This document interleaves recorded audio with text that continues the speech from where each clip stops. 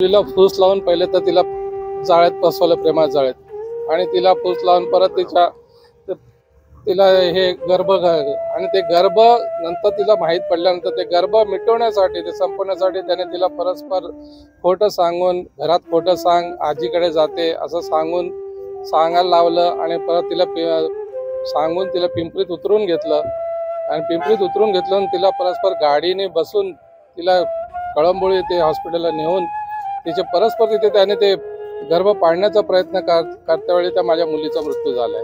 त्यात ते डॉक्टर वगैरे सगळं माहिती असून डॉक्टरजीने पण आपल्या हलगर्जीपणाने सगळं माझ्या मुलीचं हे केलं। त्यानंतर ती बॉडी तिथून आणून या लोकांनी संमतीने त्यांच्याबरोबर जे पण असतील, गजेंद्र बरोबर आणि त्याचे जे पण साथीदार, ह्या सगळ्यांनी ती बॉडी इथपर्यंत आणून तिला इथे आपल्या इंद्रायणी नदीच्या पात्रात ते बॉडी सुद्धा फेकली आणि परत साहेब ते त्यांची 2 मुलं रडत असताना, जिवंत असताना त्या 2 मुलांना त्याने पाण्यात टाकला। लहान मुलं एक माझा 5 वर्षाचा नातू आणि एक 2-2.5 वर्षाचा नातू, दोघांना त्याने समुद्र पाण्यात टाकलं। साहेब काय करू सांगा, असं जिवंत पोहायला आपल्याला पाण्यात टाकलं।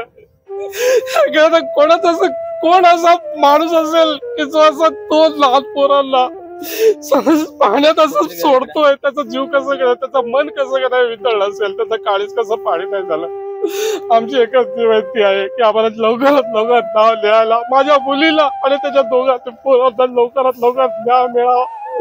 त्याला त्या नराधमाला जेवढी या संसारात जी त्याच्यापेक्षा नाही त्याच्यापेक्षा सुद्धा जास्त शिक्षा त्याला व्हावी।